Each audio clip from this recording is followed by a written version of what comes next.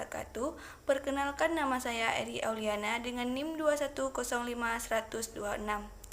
Baik, sebelumnya terima kasih kepada Bapak dosen kami yaitu Pak Arif Rahman SHMH yang telah memberikan soal UAS kepada kami.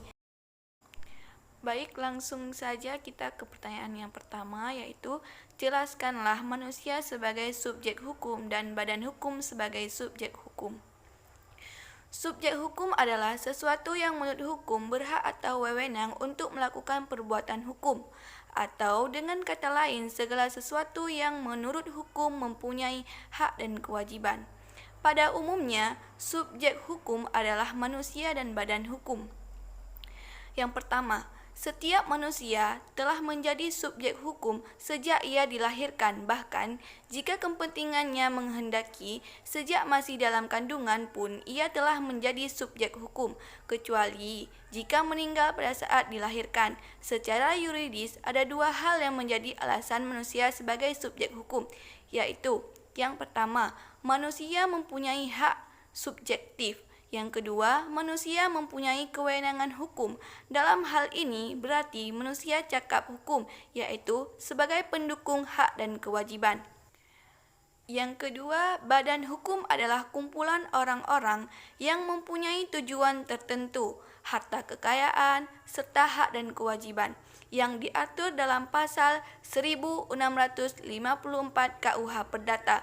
Badan hukum dikategorikan sebagai subjek hukum sama dengan manusia disebabkan karena badan hukum mempunyai kekayaan sendiri sebagai pendukung hak dan kewajiban, dapat menggugat dan digugat di muka pengadilan, ikut serta dalam lalu lintas hukum, bisa melakukan jual beli, mempunyai tujuan dan kepentingan.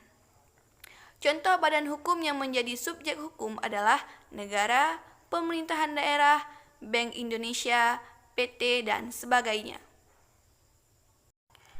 Baik, selanjutnya pertanyaan yang kedua yaitu jelaskanlah tentang hak milik, gadai, fidusia, dan hak tanggungan.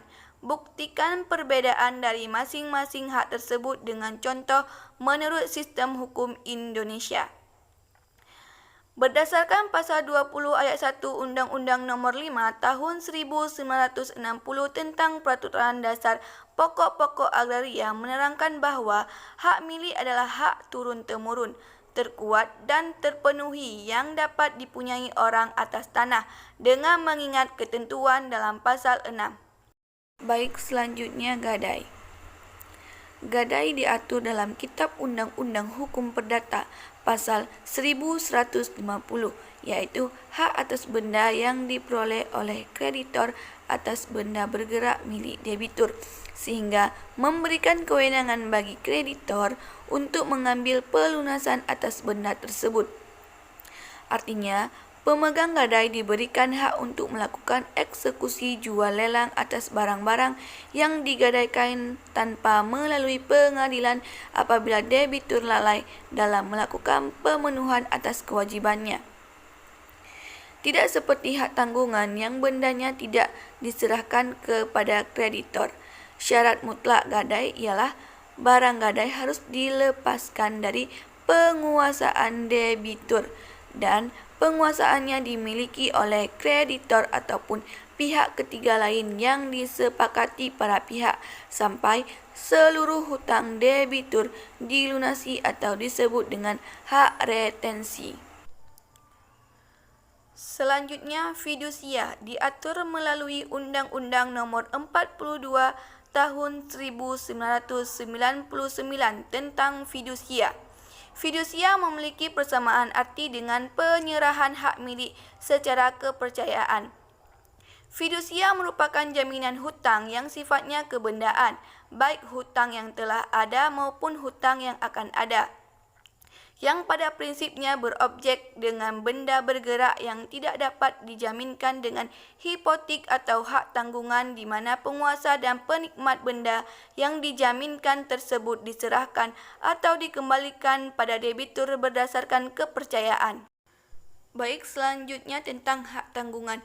Hak tanggungan ini diatur dalam Undang-Undang Nomor 4 Tahun 1996 tentang hak tanggungan merupakan lembaga hak jaminan atas tanah yang di dalamnya tercangkup benda-benda yang berkaitan dengan tanah, seperti bangunan, tanaman dari hasil karya yang telah ada di atas tanah. Sebagaimana yang dimaksud dalam Undang-Undang Nomor 5 Tahun 1960 tentang Peraturan Dasar Pokok-Pokok Agraria. Untuk pelunasan utang tertentu yang memberikan kedudukan yang diutamakan kepada kreditor tertentu terhadap kreditor-kreditor lain. Objek hak tanggungan ialah hak milik, hak guna usaha dan hak guna bangunan, dan hak pakai atas negara.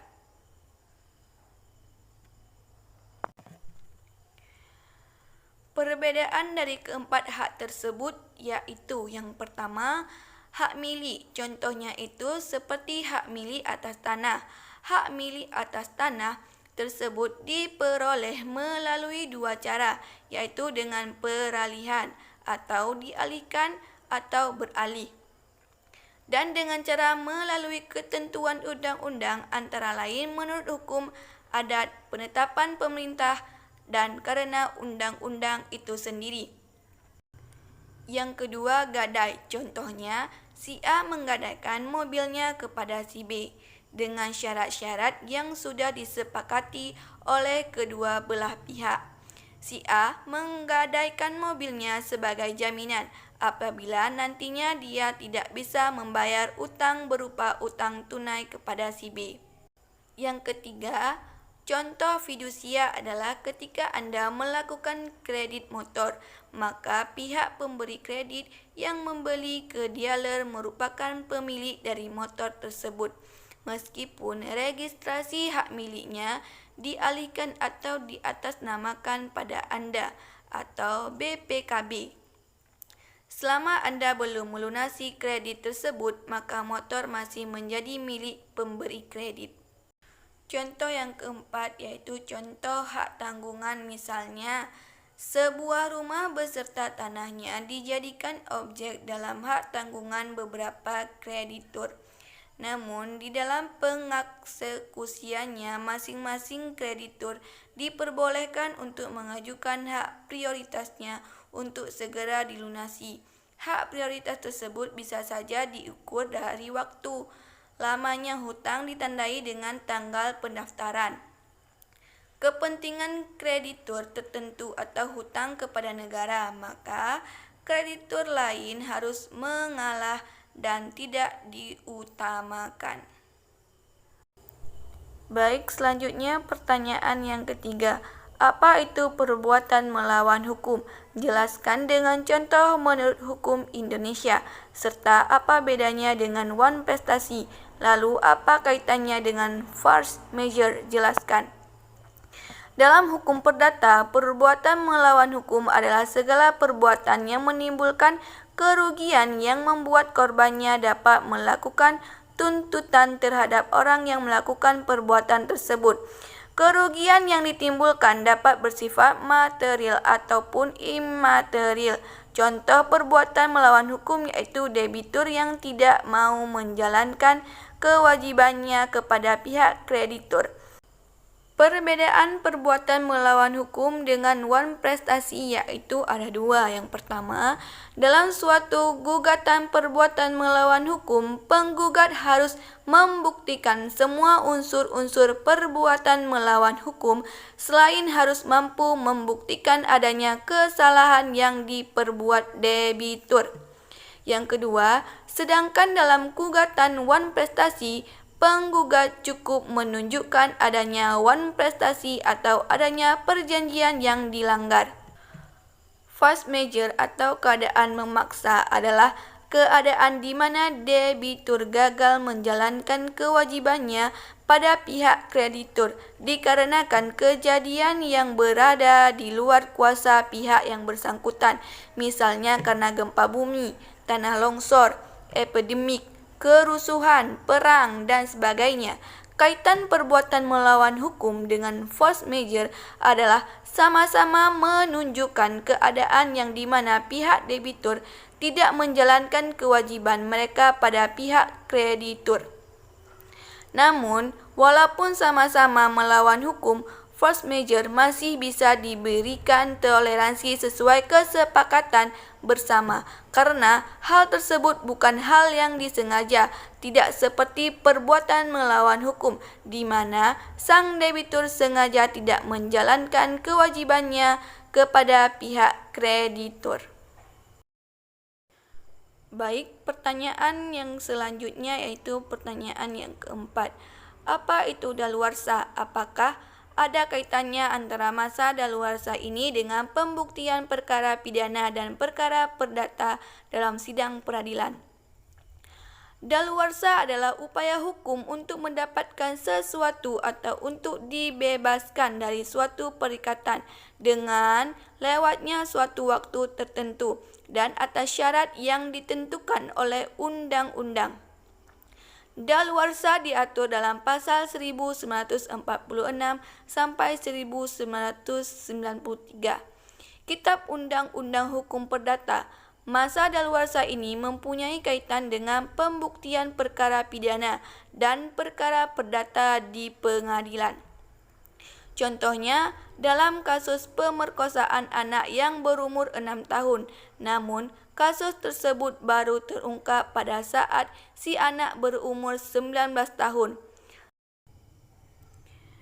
Jika kita melihat pada ketentuan pasal 78 ayat 1 butir 3 Kitab Undang-Undang Hukum Pidana, atas tindakan tersebut tidak dapat dilakukan upaya penuntutan pidana. Oleh karena itu, atas tindakan pemerkosaan anak yang diancam dengan pidana penjara paling lama 15 tahun, daluarsa penuntutan pidana adalah sesudah 12 tahun. Dengan demikian, atas perhitungan masa daluarsa atas kejadian tersebut di mana korban pada waktu diperkosa berusia 6 tahun ditambahkan dengan masa daluarsa 12 tahun, maka 6 tahun tambah 12 tahun sama dengan 18 tahun. Jadi, masa penuntutan hukum atas pelaku pemerkosaan terbatas hingga anak atau korban tersebut berusia 18 tahun. Jika anak telah mencapai usia 19 tahun, maka upaya penuntutan pidananya menjadi hapus atau tidak dapat dilakukan penuntutan. Sedangkan kaitannya daluarsa dengan pembuktian hukum perdata, yaitu contohnya pembebasan dari suatu perikatan. Pada umumnya, kategori ini akan membahas kepunahan penuntutan atau pengadilan dari masalah warisan atau juga penggelapan sertifikat tanah. Padanya, setiap penuntutan atas sebuah laporan harus dipenuhi sebelum masa daluarsa. Kebijakan pemerintah dalam hukum tindak perdata yang kerap terjadi dianggap dapat membantu kesejahteraan dalam masyarakat. Akan tetapi, jika kasus berakhir, maka akan cukup sulit untuk menuntut kembali. Meski begitu, dengan jangka waktu sekitar 20-30 tahun menjadi cukup berarti bagi masa daluarsa dalam hukum perdata. Baik, selanjutnya pertanyaan yang kelima. Apa bedanya perikatan dengan perjanjian menurut KUH Perdata? Jelaskan dengan contoh konkret. Yang pertama, perikatan adalah aturan yang mengatur hubungan hukum dalam harta kekayaan antara dua pihak atau lebih yang memberi hak pada salah satu pihak kreditur dan menuntut sesuatu dari pihak lain debitur atas suatu prestasi. Perikatan bersumber pada undang-undang di mana hak dan kewajiban yang muncul karena undang-undang mengaturnya. Demikian contoh dari hukum perikatan ini sendiri, yakni sewa menyewa dan jual beli. Contoh konkretnya yaitu ketika seseorang berjanji akan menyewakan rumahnya jika ia dipindah tugaskan ke luar negeri. Artinya, jika ia pindah tugas ke luar negeri, ia baru akan menyewakan rumahnya. Tetapi jika tidak dipindahkan, maka tidak ada perikatan untuk menyewakan rumahnya. yang kedua, sedangkan perjanjian adalah suatu peristiwa di mana seorang berjanji kepada seorang lain atau di mana dua orang itu saling berjanji untuk melaksanakan suatu hal. Contohnya, perusahaan si A dan si B melakukan kerjasama dengan syarat-syarat yang disepakati bersama. Selama perjanjian tersebut masih berlaku, maka kedua belah pihak tetap mengikuti kedua syarat tersebut. Baik, selanjutnya pertanyaan nomor 6. Jelaskan secara ringkas isi dari tugas paper yang Anda kerjakan berupa identifikasi atau rumusan masalah dan jawaban kesimpulan dari hal tersebut. Rumusan masalah dari paper tersebut adalah tentang eksistensi hukum perdata di Indonesia atau kedudukan hukum perdata di Indonesia dari sejak berlakunya hingga pada saat ini, serta pengaruh hukum perdata Indonesia dengan perkembangan hukum di dunia internasional. Kesimpulan dari rumusan masalah tersebut yaitu hukum perdata yang berlaku di Indonesia setelah kemerdekaan didasarkan pada Pasal 2 Aturan Peralihan Undang-Undang Dasar 1945. Ini berarti segala ketentuan hukum yang telah ada sebelumnya pada masa Hindia Belanda maupun masa pendudukan Jepang, termasuk hukum perdata, masih berlaku di Indonesia. Secara yuridis formil, kedudukan BW tetap sebagai undang-undang sebab BW tidak pernah dicabut dari kedudukannya sebagai undang-undang.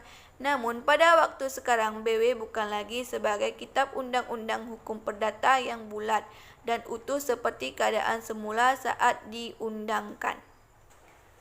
Hukum internasional dapat dirumuskan sebagai sekumpulan hukum yang sebagian besar terdiri dari asas-asas dan peraturan-peraturan tingkah laku yang mengikat negara-negara dan karena itu biasanya ditaati dalam hubungan negara-negara satu sama lainnya.